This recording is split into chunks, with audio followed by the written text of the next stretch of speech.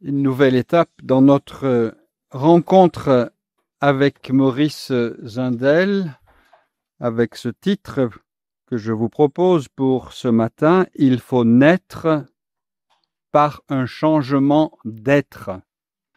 Et je profite de commencer avec un extrait de la prédication de Maurice Zindel dans une communauté de religieuses qui se trouve à Saint-Maurice, dans le Valais, les Sœurs de Saint-Augustin. Et ça a été publié dans ce petit livre, « Avec Dieu dans le quotidien ». Ça tombe bien que ça soit un commentaire de la rencontre de Jésus avec Nicodème, parce que c'est Nicodème qui est justement en train de parler de l'autre côté de la cloison. Voici ce que Zindel disait à ces religieuses, et peut-être plus largement à ce qu'il nous partage à nous ce matin. Il s'agit de naître de nouveau pour entrer dans le royaume de Dieu. Les pratiques ne suffisent pas. Il faut un cœur neuf, un être tout neuf. Il faut naître par un changement d'être, d'étage. Parce que nous cesserons de coller à nous-mêmes, parce que nous écouterons cette voix qui parle au fond de nous-mêmes, nous ne limiterons plus Dieu à notre horizon particulier, mais nous lui laisserons toute sa grandeur en grandissant avec lui, en devenant de plus en plus ce qu'il est. Et on voit bien là, à la pointe de cet objectif du changement d'être. C'est pas donc d'être simplement tourné vers nous-mêmes, et je vais y revenir, mais c'est de laisser Dieu grandir en nous pour devenir ce qu'il est. Le fameux « je veux être comme papa ». Laisser toute la grandeur à Dieu en nous en grandissant en lui. Voyez à quel point la relation d'alliance est profonde. Ce n'est pas simplement de se trouver de temps en temps, ponctuellement à côté de Dieu, mais c'est une relation d'alliance, c'est une relation nuptiale. C'est tout simplement une relation d'amour.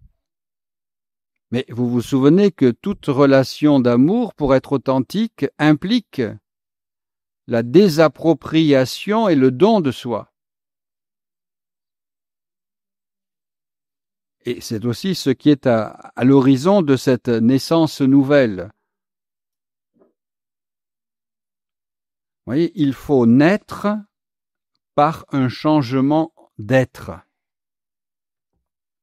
Et c'est une idée que Zindel va développer tout au long de ses livres. Il a cette perception qui nous surprend un petit peu parfois quand il dit, par exemple, « L'homme authentique est toujours en avant de lui-même ». Nous, quand nous nous regardons, nous avons l'impression d'être achevés, d'être accomplis. Ben non. Notre vrai être, notre véritable humanité, c'est pas celle que nous regardons dans notre miroir le matin, mais c'est celle qui est en avant de nous. Et c'est ce qui fait que tant que nous sommes vivants, nous avons à grandir, nous sommes appelés à grandir. L'homme authentique est toujours en avant de nous, dans ce sens, dit-il, qu'il n'atteint réellement à lui qu'en actualisant les possibilités de grandeur. Ça peut être une étape intéressante dans notre propre discernement. Quelles sont mes possibilités de grandeur? Vous vous rappelez, lorsque Dieu crée, ce n'est pas pour susciter une servitude et ce n'est pas pour entretenir une incapacité. Non. Il nous crée en nous donnant des possibilités de grandeur. Mais voyez, la délicatesse de Dieu, il crée en donnant des possibilités. de grandeur. Mais pour que ces possibilités de grandeur deviennent effectivement une grandeur, on en revient toujours à cette nécessaire liberté de notre réponse personnelle. Quand Dieu donne, il donne tout. Un peu plus, un peu moins, pour Dieu n'a pas grand sens. Il n'y a même aucun sens. Ou il donne, ou il ne donne pas. Mais s'il ne donne pas, il n'est pas Dieu, donc il ne peut que donner. Et quand il donne, c'est sans limite et sans jamais reprendre. Reste à savoir comment va réagir, comment va répondre celui ou celle qui reçoit ce que Dieu a donné. Rappelez-vous la parabole des talents dans l'Évangile. Plusieurs possibilités s'offrent à nous. Faire fructifier les talents qui nous ont été confiés ou, par crainte, aller le mettre dans un coffre-fort et dire tu m'as donné ça, je te rends exactement la même chose. Mais l'objectif, c'est pas de rendre exactement la même chose, c'est justement de permettre à ces possibilités de grandeur de devenir réellement, concrètement, la grandeur de notre humanité. Dieu ne nous donne pas pour que nous nous contentions de rester les bras croisés en disant merci Seigneur de tout ce que tu m'as donné. Le vrai don est en vue d'une fécondité. Et cette fécondité ne peut pas s'accomplir sans nous. Rappelez-vous simplement ce que j'ai déjà évoqué, cette rencontre inattendue au jour de l'Annonciation. Le désir de fécondité est du côté de Dieu, mais l'actualisation de la fécondité est de notre côté. Donc, voyez, c'est important pour nous d'essayer de repérer quelles sont nos possibilités de grandeur. Et deuxième étape dans ce discernement, j'allais dire, qu'est-ce qui fait que quelquefois, on voudrait avoir les possibilités de grandeur qui ont été confiées aux voisins? Et en se disant, parce que ça nous rassurerait, mais si j'avais eu les possibilités de grandeur qui sont les siennes, ça aurait quand même été beaucoup mieux. Et pendant ce temps, j'oublie de donner une efficacité, une réalité aux possibilités de grandeur qui m'ont été confiées à moi. Et donc, vous voyez, ces possibilités de grandeur, elles sont à rechercher, non pas dans la liste des diplômes que vous pouvez présenter, mais à l'intérieur de nous-mêmes. C'est une démarche intérieure. C'est bien ce qu'il disait aux religieuses. Nous cesserons de coller à nous-mêmes, nous écouterons cette voix qui parle au fond de nous-mêmes. Voilà cette voix qu'il nous faut aller rechercher. Voilà cette présence qu'il faut parfois aller désencombrer. Elle est là. Elle est là, cette présence. Et là, Zundel va souvent revenir sur cette distinction qu'il fait, qui peut peut-être parfois surprendre, cette tension qui existe entre ce qu'il appelle l'être naturel et l'être personnel. L'être naturel, c'est tout ce qui nous a été donné. Il utilise le mot déterminisme. Nous sommes nés à telle époque, dans tel lieu, dans telle famille. C'est pas nous qui l'avons choisi, ça nous a été donné. Nous avons telle apparence, telle capacité. C'est nous qui en sommes les bénéficiaires, mais cela nous a été donné. L'être personnel, dit-il, c'est autre chose. C'est le fruit d'une conquête. Il développe cela dans son livre, en particulier la pierre vivante. Et ce n'est pas un livre de géologie, la pierre vivante. Voilà, c'est en référence à la phrase de Saint Pierre, « Nous sommes les pierres vivantes ». L'être personnel, c'est le fruit d'une conquête.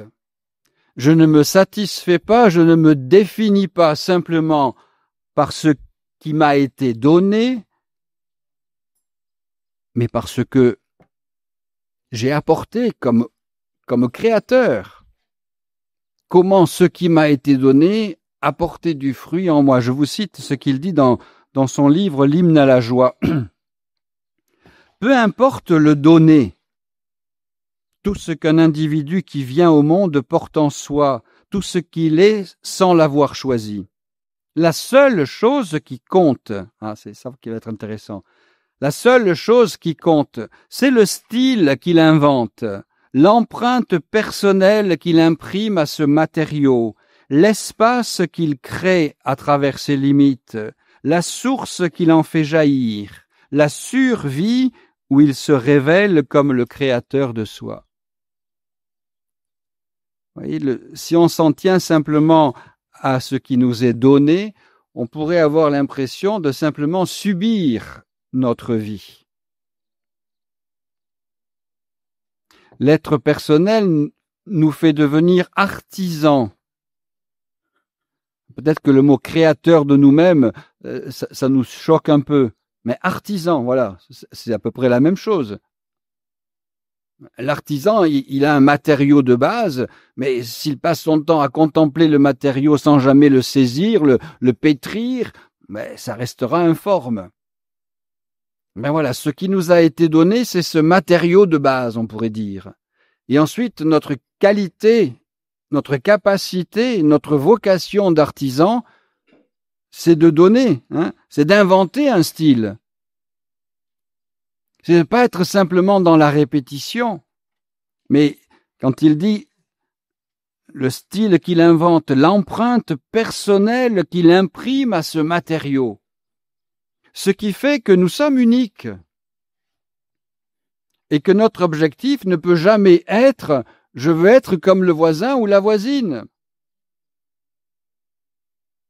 Mais ce qui nous est demandé, c'est de développer ces fameuses possibilités de grandeur qui sont confiées à notre humanité fragile. Voilà un des paradoxes qui nous surprend toujours, des possibilités de grandeur confiées à notre humanité fragile.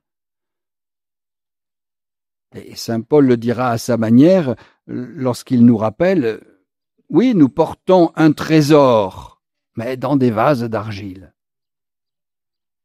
Alors là aussi, vous pouvez avoir deux attitudes différentes. Soit vous passez votre vie à vous lamenter devant le vase d'argile en disant « je ne suis qu'un vase d'argile », soit vous acceptez de percer le vase d'argile, tout en le respectant évidemment, mais en repérant le trésor qu'il contient. Et en disant « ben oui, je suis un vase d'argile, mais tu m'as confié un trésor, et c'est ce trésor qui va porter du fruit. » Le vase d'argile en lui-même, il porte rien. Et vous voyez, il faut donc la rencontre entre le vase d'argile et le trésor, mais une rencontre sans concurrence. Voilà, ces possibilités de grandeur qui nous sont confiées. Alors, quel est le style que nous allons inventer? Quel est le style de vie, le style d'amour, le style de liberté que nous allons inventer? À partir du matériau que nous avons reçu, quelle est l'empreinte qui fait de nous un unique? Oui, je suis limité, mais qu'est-ce qui fait que Dieu infini se donne à moi? Ça aussi, ça nous est difficilement compréhensible. L'infini qui vient demeurer dans le fini que je suis. L'infini ne devient pas fini. C'est le fini qui apprend à devenir infini. Alors ça ouvre des perspectives. Vous voyez qu'il y a encore un peu de travail à accomplir, je suppose, en vous comme en moi. Le fait que Dieu se donne à nous, c'est pas pour se restreindre, c'est au contraire pour nous exalter. C'est bien la dynamique de l'incarnation, celle que nous rappelle saint Paul dans l'hymne aux Philippiens. Il aurait pu rester au niveau de sa divinité et se dire « Je suis Dieu, je suis Dieu, je suis Dieu ». Il a choisi de descendre, de s'anéantir, jusqu'à rejoindre notre humanité, non pas pour rester au plus bas, pour l'exalter. C'est tout le mouvement de l'incarnation. Et d'une certaine manière, c'est tout le mouvement de notre humanité. Vous voyez, ne nous lamentons pas éternellement parce que nous ne sommes qu'un vase d'argile. Repérons le trésor qui est à l'intérieur. Et ce trésor, il n'est pas simplement pour notre satisfaction personnelle, il est en vue de la fécondité de l'amour. Ces possibilités de grandeur que Dieu m'a confiées, si je les laisse de côté, si je fais comme si je ne les avais pas repérées, eh bien, il manque quelque chose à l'accomplissement de la création. Vous voyez la responsabilité. Oh, ben, c'est pas grave. Ben, si, c'est grave. Parce que, en disant non à l'accomplissement de ces possibilités de grandeur, nous déstabilisons toute la création. Pas simplement ma relation individuelle avec Dieu, mais c'est toute la création. C'est toute la responsabilité des actes que nous portons. Zundel cite souvent cette phrase que l'on cite assez souvent par ailleurs, d'Elisabeth Le Sœur, « Un être qui s'élève élève le monde ». Mais ça va aussi dans l'autre sens, malheureusement. Un qui s'abaisse, abaisse le monde. Vous voyez, nier ou ne pas vouloir accepter ces possibilités de grandeur, ça déstabilise l'harmonie de la création. Et encore une fois, ça dit quelque chose de notre responsabilité.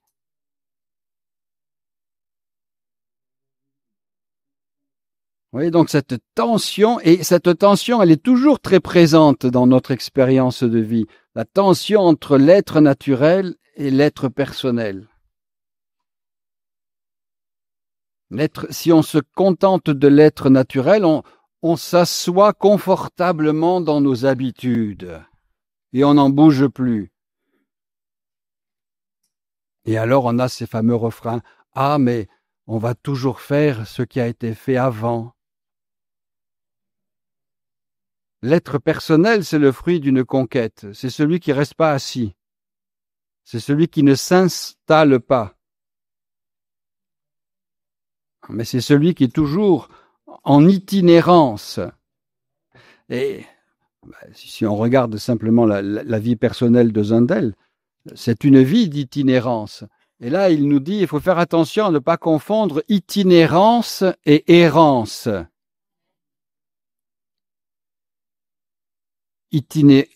L'itinérance, il y a un objectif, il y a un but, il y a un terme à atteindre. L'errance, on bouge parce que ça nous donne l'impression d'être en vie. Ouais, ça nous redit cette tension. Attention à ne pas nous enfermer dans l'être naturel. On ne peut pas le nier non plus. Mais il s'agit de l'accepter, de l'accueillir comme un donné, comme un matériau dont nous avons la responsabilité d'achever la création. C'est ça que Zundel pointe lorsqu'il nous dit être le créateur de soi-même.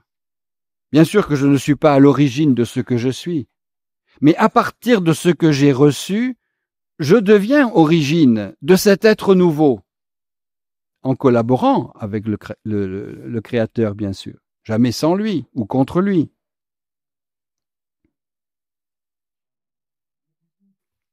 Donc à nous d'être attentifs à notre propre vie, à ces fameuses possibilités de grandeur. Rappelons-nous quand on est un peu découragé par rapport à quelque chose qui n'a pas fonctionné dans notre vie, par rapport à un échec. Regardons un peu à côté les possibilités de grandeur qui sont là. Souvent, on est assez facilement apte à faire une longue liste de ce qui ne va pas, de ce que nous n'avons pas réussi, de tout ce que nous n'avons pas fait. Et moi, j'aime bien prendre le contre-pied en disant, faites la liste de tout ce qui va, de tout ce que vous avez réussi, de tout ce qui est bien dans votre vie. C'est une caricature de l'humilité que de dire « Ah ben non, si je reconnais ça, je vais être orgueilleux. » Mais qu'est-ce que c'est cette histoire? Il n'y a pas d'orgueil à reconnaître ce que la collaboration avec Dieu nous permet d'accomplir. Au contraire, c'est la preuve d'un certain réalisme. Accepter de reconnaître ces possibilités de grandeur. Encore une fois, ça met en cause le regard que nous avons sur Dieu. Si nous disons nous ne sommes capables que de faire des choses à moitié ou de réaliser des échecs, ça veut dire que c'est un Dieu qui nous écrase. Non, c'est un Dieu qui nous libère. On en reparlera. Reconnaissons ces possibilités de grandeur, mais une fois que nous les avons reconnues, encore une fois, c'est pas pour les enfermer dans un musée, c'est pour les faire fructifier. C'est pour qu'elles soient fécondes, qu'elles rendent féconde notre vie. Et encore avec cette fameuse démarche qui est essentielle, c'est à l'intérieur de nous-mêmes, c'est en rentrant en nous-mêmes. C'est vrai que la culture d'aujourd'hui nous montre des possibilités de grandeur qui ne sont que des caricatures de grandeur. La vraie grandeur, c'est celle qui est à l'intérieur de nous-mêmes. C'est cette présence de Dieu qui me permet de grandir. Et Zundel dit « Chacun est dépositaire d'un secret unique. Si nous ne lui permettons pas de voir le jour et de porter du fruit, nous privons le monde de quelque chose d'unique. » Ça revient à ce que je disais il y a un instant. Si ces possibilités de grandeur ne débouchent pas sur une fécondité, je prive le monde de ce qui m'a été confié à moi et à moi seul. Non pas pour que je me compare aux autres et en m'évaluant, mais pour que je prenne conscience de ma responsabilité à l'égard des autres et à l'égard du monde. Alors, on a beaucoup commenté dans l'encyclique Laudato Si les nombreuses répétitions du pape François lorsqu'il disait « tout est lié ». Eh bien oui, tout est lié. Tout est lié malheureusement dans le positif comme dans le négatif. Mon refus a une conséquence sur l'ensemble, comme mon oui a une conséquence sur l'ensemble. Quand Marie dit oui à Nazareth, ça ne la concerne pas que elle. Son oui personnel devient un oui, on pourrait dire, universel. C'est parce qu'elle a dit ce oui que toute l'humanité va pouvoir accéder au salut. Donc, vous voyez un petit peu la responsabilité de notre réponse. Alors, on ne nous demande pas exactement la même mission que celle de la Vierge Marie. Mais la mission qui nous est confiée, elle nous est confiée à nous, comme chacun unique. Il ne s'agit pas de dire, ben oui, moi je ne fais pas mon boulot, mais lui va en faire 2 fois plus. Non. Non, non. Ce que je refuse d'accomplir, nul autre ne pourra l'accomplir. Et ça serait intéressant à prendre conscience dans la vie de notre Église. Les braves gens qui se contentent de répéter à l'envie « Ah, moi je suis croyant mais pas pratiquant », ça ne veut absolument rien dire. On ne croit pas en un Dieu abstrait, on ne croit pas en une théorie, on croit à un Dieu qui nous a dit « Allez, prends ta part ». Tout ce que tu refuses d'accomplir en vue de l'alliance, ça va manquer aux autres. Il y a aussi quelque chose d'important dans cette prise de conscience de notre être personnel qui est le fruit d'une conquête, mais qui est une conquête qui n'est jamais terminée. Je veux dire, la bataille, entre guillemets, elle n'est jamais achevée. C'est peut-être ça, quelquefois, qui nous fatigue. Disant, Seigneur, Si on pouvait un peu se poser de temps en temps, ça serait pas mal, hein. Mais regardez dans l'Évangile, c'est très rare que Jésus reste sans rien faire. Hein, même lorsqu'il souhaite prendre un peu de repos, immédiatement, il y en a qui arrivent, bon, il faut recommencer, quoi. On y va. Avec Jésus, c'est pas la vocation des bras croisés, hein. Comme le disait le cardinal Etchegaray, c'est pas les bras croisés, c'est les bras en croix. C'est pas la même chose. Oui, autre chose qui est important dans cette compréhension de notre responsabilité et de cette spécificité que chacun porte. Je vous cite, c'est une conférence qu'il donnait au Liban en 1959. En Jésus, en son humanité, le plein midi de la révélation éclate. L'incarnation de Jésus, c'est l'accomplissement, la plénitude de la révélation. Justement parce que cette humanité n'est plus rien d'autre qu'un sacrement qui révèle Dieu de façon totale et permanente.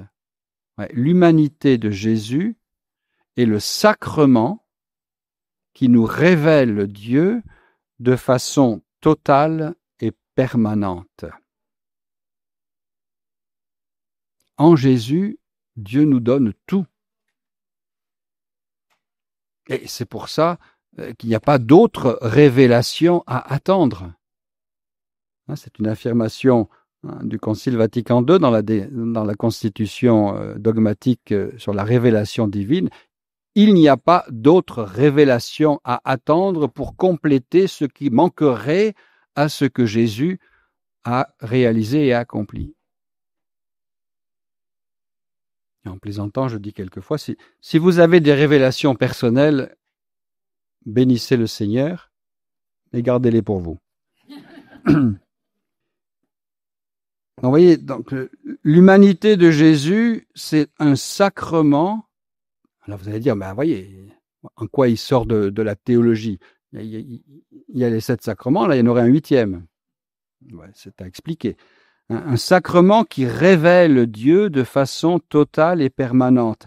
Elle le révèle en ce qu'elle est un élan de tout son être vers l'autre divin dans le déracinement total d'elle-même. Alors, c'est bien gentil de dire ça de Jésus, mais vous me voyez venir peut-être. Parce que si nous le disons de Jésus, voilà, vous avez compris, ça veut dire que nous le disons aussi d'une certaine manière de nous-mêmes. Et donc, vous voyez la vocation et la responsabilité de notre humanité. C'est d'être un sacrement qui révèle, alors peut-être pas de façon totale et permanente, mais qui révèle tout de même la présence de Dieu au cœur de ce monde. C'est pour ça que si quelqu'un vient à notre rencontre en nous disant « Je voudrais rencontrer Jésus, où dois-je aller ?» n'allez pas lui répondre chez monsieur le curé, parce que d'abord peut-être il aura des difficultés à arriver à la bonne heure de permanence. Dites-lui plutôt « Venez chez moi ». Si chacun de nous est sacrement qui révèle Dieu, venez chez moi, vous le verrez. Vous voyez la responsabilité, c'est pas simplement je dis mes prières et je jeûne, je mange pas de viande le vendredi, etc. C'est ces choses importantes. Mais l'essentiel n'est pas là. L'essentiel, c'est prendre conscience que dans notre humanité, nous avons cette capacité, cette possibilité de grandeur de révéler Dieu. Autrement dit, de le manifester, de le rendre visible et présent. Non seulement nous sommes porteurs de cette présence, mais nous sommes les responsables du rayonnement de cette présence. C'est en cela que nous sommes temple, dit saint Paul. Le temple de Jérusalem, c'est pas simplement le lieu où Dieu réside. Là, on pourrait dire que c'est une dimension passive. Le temple de Jérusalem, c'est aussi le lieu à partir duquel Dieu se manifeste et vient à la rencontre des hommes. Eh bien, dire que nous sommes temple, c'est dire exactement la même vocation. Mais c'est vrai que nous ne pouvons être rayonnement de la présence que si cette présence est réellement présente en nous. Sinon, nous risquerions de réentendre Jésus nous dire ce qu'il disait aux chefs des prêtres et aux pharisiens. Ils disent et ne font pas. C'est bien gentil de prêcher sur la présence de Dieu au cœur du monde, mais s'il n'est pas présent en nous, je veux dire, ce sont des paroles qui sont inutiles. Et donc, à partir de là, il conclut en disant, mais finalement, chacun de nous est appelé à être une incarnation de Dieu. Souvent, quand on regarde quelqu'un, moi je sais que quand on me regarde et qu'on connaît ma mère, on dit, ah bah oui, il y a une ressemblance quand même. Hein. Eh bien, puisque nous sommes les fils et les filles de Dieu, où est la ressemblance? Qu'est-ce qui fait qu'en nous regardant, on dit, ah mais oui, mais on connaît leur père. Chacun de nous est appelé à être une incarnation de Dieu. Chacun de nous, dit-il, est appelé à laisser resplendir la divinité. Chacun de nous est appelé à devenir transparence. Voilà un mot qu'il aime bien. À devenir transparence. Et toute la grandeur humaine est là. Oui, l'essentiel est marqué. Où est la grandeur humaine? Dans cette capacité de transparaître.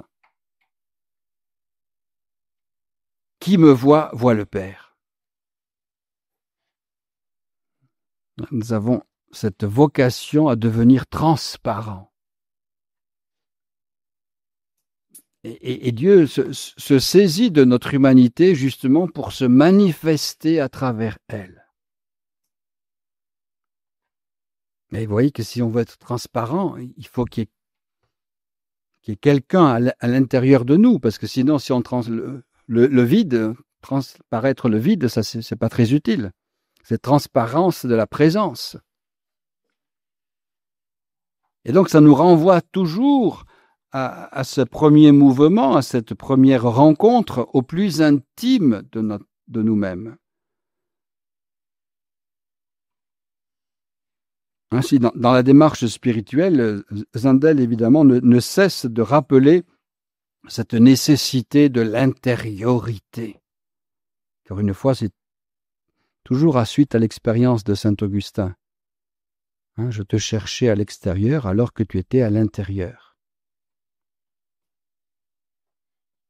Il y a des gens qui sont prêts à faire le tour du monde pour aller chercher Dieu parce qu'on leur a dit qu'il était là-bas. Il suffirait ça serait bon pour la planète en plus. Ça réduirait les émissions d'aller chercher au plus intime d'eux-mêmes, et c'est là qu'il est présent.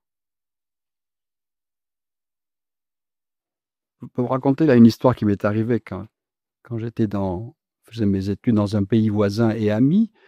Il y avait un jeune dans le village qui a toujours été éduqué dans une famille très pratiquante, très engagée dans l'église, et puis il a fait comme, c'est normal, sa petite révolte au moment de l'adolescence, et il s'est dit, moi je vais aller voir à tel endroit, parce que là, Dieu est beaucoup plus présent que chez nous. Il ne voyait pas Dieu dans son milieu de vie. Et il a fait comme ça le tour du monde.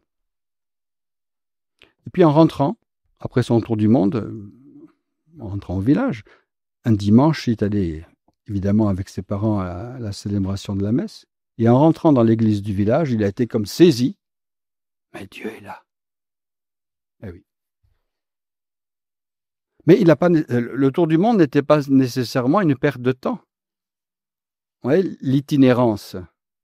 Peut-être au début c'était un peu une errance, mais c'est devenu finalement une itinérance qui l'a conduit à la présence.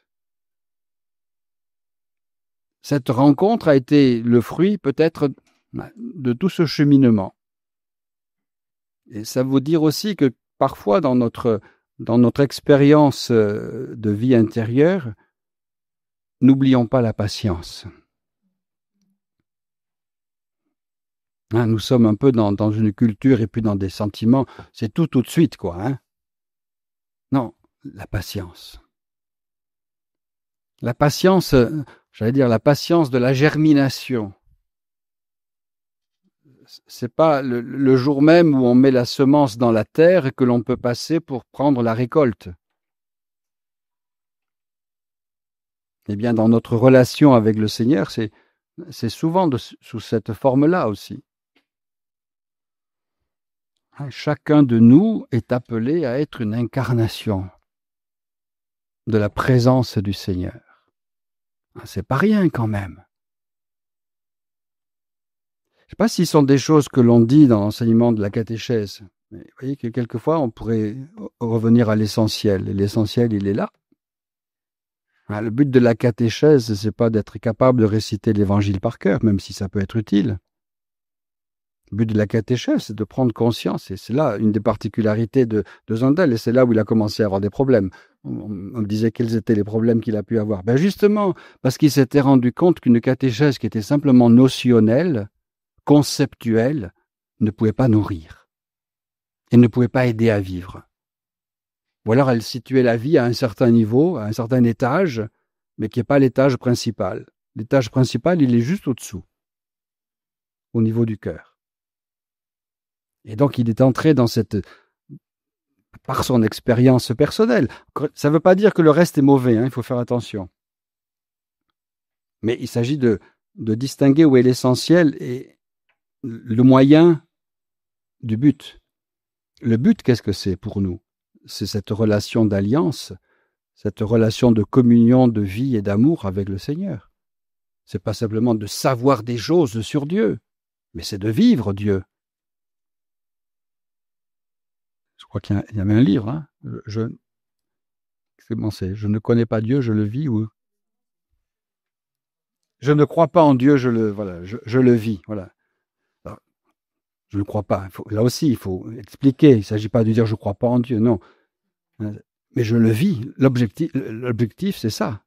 Et si le Christ est venu partager en tout notre humanité, c'est pas simplement pour nous raconter des choses sur son Père, c'est pour nous apprendre à vivre. Et c'est ce que les apôtres ne cesseront de dire dans leur prédication. Vous êtes des enfants de lumière, bon, vous le savez, mais alors la conséquence, vivez en enfants de lumière.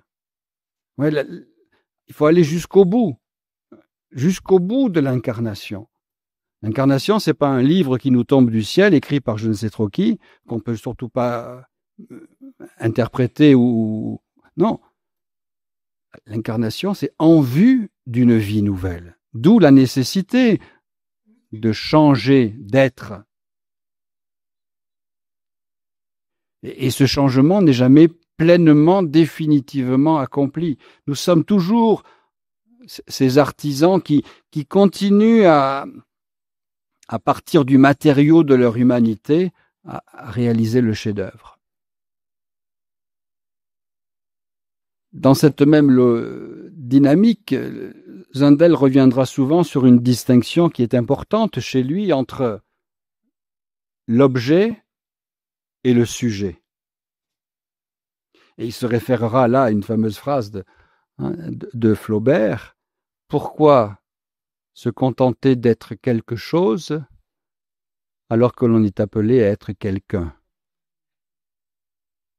Et oui, si je considère l'autre comme un objet, vous justifiez toutes les dérives, tous les abus, etc.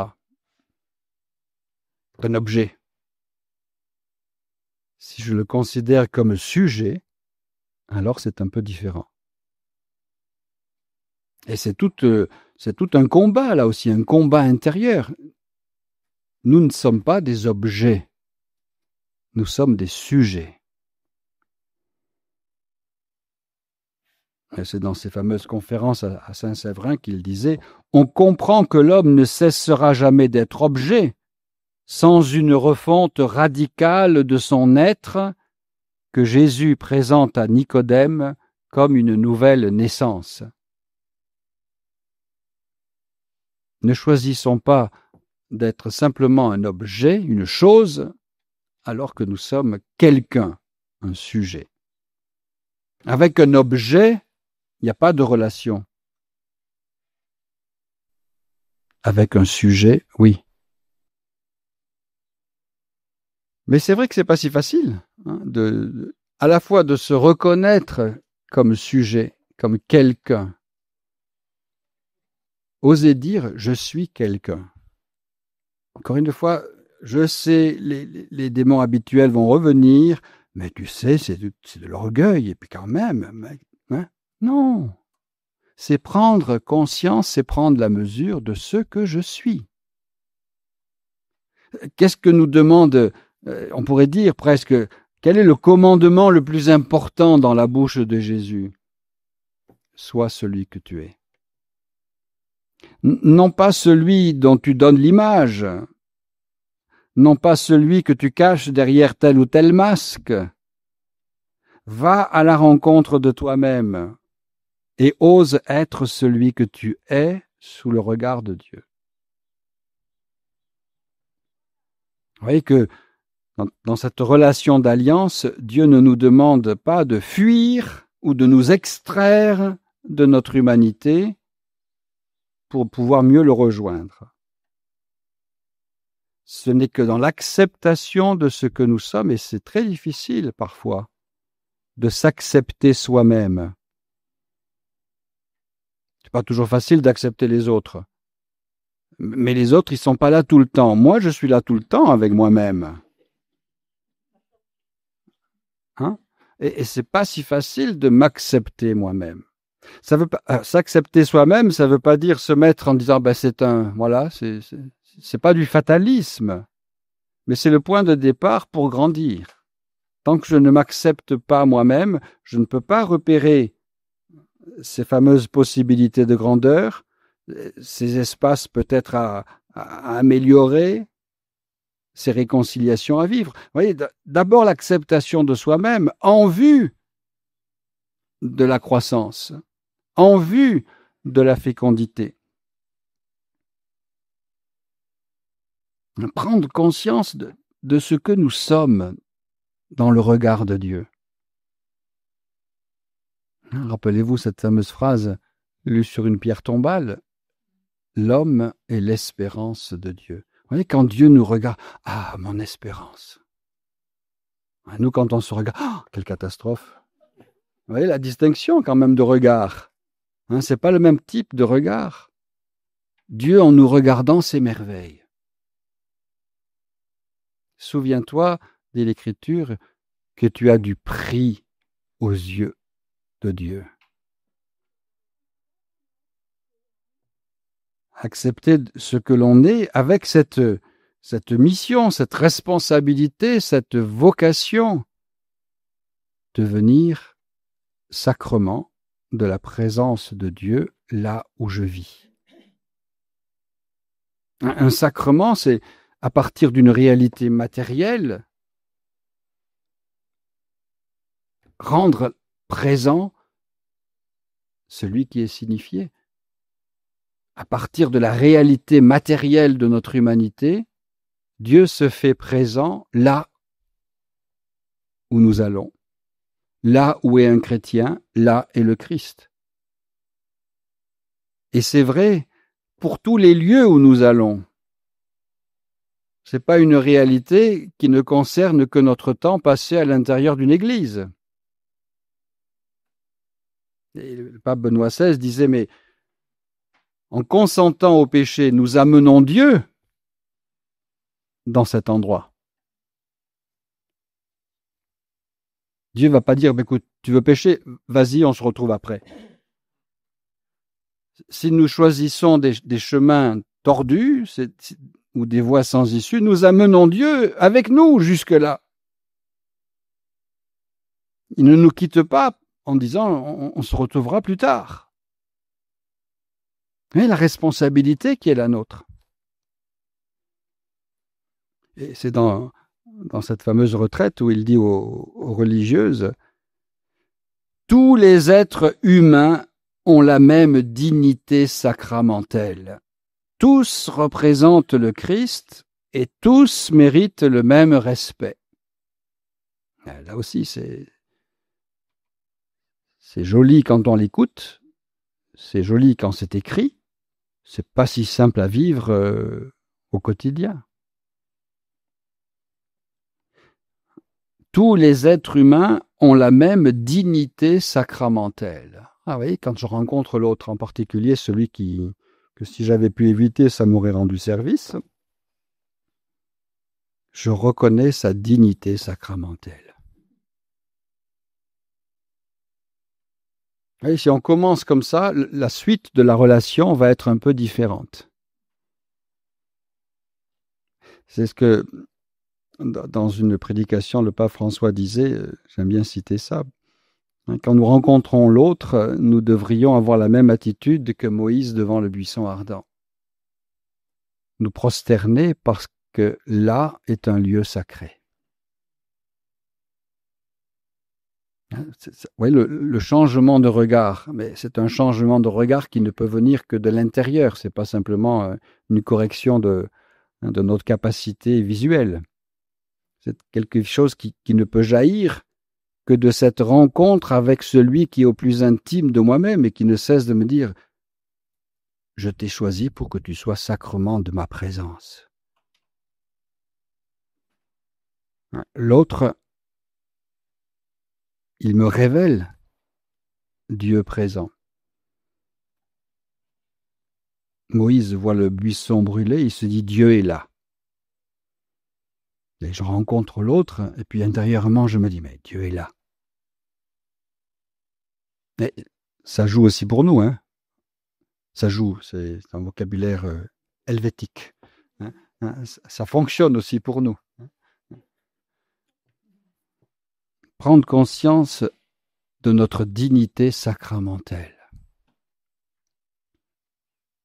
Et c'est ce qui lui fait dire que être pleinement humain, ça veut tout simplement dire être transparent à Dieu. On a eu la chance, ces sœurs, d'entendre ces paroles. Donc, leur dit-il, être pleinement humain, cela veut dire être transparent à Dieu. C'est à ce moment qu'on peut vraiment parler d'humanité, quand l'homme est transfiguré par cette pensée divine qu'il laisse transparaître en lui-même. Nous sommes transfigurés par la présence qui habite en nous, et notre vocation est de transparaître cette présence. Transfiguré pour devenir transparent.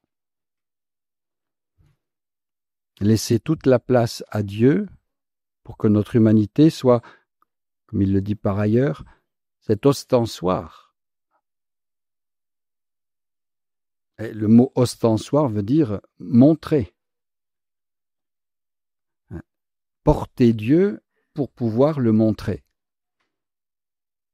Vous voyez, à la fois la dimension intime, personnelle, intérieure, se laisser transfigurer, pour ensuite apporter, offrir cette lumière aux autres, transparaître de cette lumière. Il ne faut donc pas opposer Dieu et les voies humaines, parce que les voies humaines ne sont vraiment humaines que par ce contact avec Dieu. Et comme avant cette transfiguration, Dieu nous est inconnaissable, nous ne pouvons connaître Dieu que par cette transfiguration de l'homme, comme l'homme n'est véritablement homme qu'au moment où il se livre à ce dialogue d'amour en se perdant en Dieu. Ah oui, donc c'est toujours ce dialogue d'amour, cette communion d'amour, cette relation d'amour qui nous permet d'advenir à notre humanité. Changement d'être. Non plus simplement ce qui a été donné à travers tous les déterminismes physiques ou sociologiques ou culturels, mais ce que nous avons conquis par cette relation d'amour avec le Seigneur. Tous les êtres ont la même dignité sacramentelle et est pleinement humain celui qui devient transparent à Dieu. D'où, dit-il, évidemment, il y a une guérison qui est nécessaire. Une guérison nécessaire qui vient atteindre jusqu'aux racines de notre être. Si nous voulons arriver à cette humanité authentique, eh bien, il faut justement nous désapproprier, nous délaisser, nous laisser dépouiller de tout ce qui porte ombrage, de tout ce qui porte atteinte à cette transparence. Le consentement, la collaboration avec le mal nous rend opaques. Notre vocation n'est pas l'opacité, mais la transparence. Alors là, il y a une phrase assez amusante, c'est bien dans son style, mais c'est dans Morale et Mystique, il écrit ceci, en un mot. Et quand on commence une phrase en disant en un mot, c'est que ça commence à compliquer les choses. En un mot, il nous faut changer de moi pour pouvoir circuler en nous comme dans un espace illimité, où tout donné se transforme en don, toute nécessité en liberté, toute passion en vertu.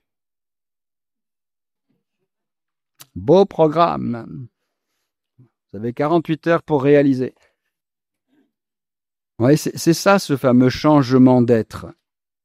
Ne nous laissons pas déstabiliser ou décourager. Oh mon Dieu, mais j'y arriverai jamais. Mais un pas après l'autre. L'objectif, nous y allons, nous en approchons au rythme de notre pas. Mais l'objectif, il est bien là. Changer de moi, c'est ce que Jésus proposait à Nicodème. Il te faut naître d'en haut. Évidemment que Nicodème répond comme nous aurions répondu, mais à mon âge, comment est-ce que je pourrais renaître? Mais ce n'est pas de cet ordre-là. Se changer de moi pour devenir, c'est beau comme expression, cet espace illimité où tout donné devient don. De tout ce que nous avons reçu en vue d'un don. C'est ça la définition d'un don, d'un charisme. Pas simplement pour nous, mais en vue de la croissance des autres. Et si tous nous sommes dans ce même mouvement, vous voyez que plutôt que de m'occuper de moi-même, je me laisse porter par ce que les autres vont m'offrir. Donc, plutôt que d'avoir mes qualités à moi, je vais bénéficier de toutes les vôtres. Si nous sommes dans cette relation de communion, ça nous décentre. Le piège, c'est toujours que nous restons centrés sur nous-mêmes. Et de fait, si nous restons centrés sur nous-mêmes, nous risquons d'être pris par le découragement. Il nous faut arriver à nous décentrer. C'est ça, cette fameuse guérison qui atteint jusqu'aux racines de l'être. Et vous voyez qu'à partir de là, on peut continuer, mais je vais m'arrêter avec cela. Si chacun vit sur cette dynamique, sur cette lancée-là, et que quand on va parler désormais de l'Église, ça va être assez différent ce que l'on aura dans la tête et dans le cœur. L'Église n'est pas vue alors comme une institution, mais comme une personne.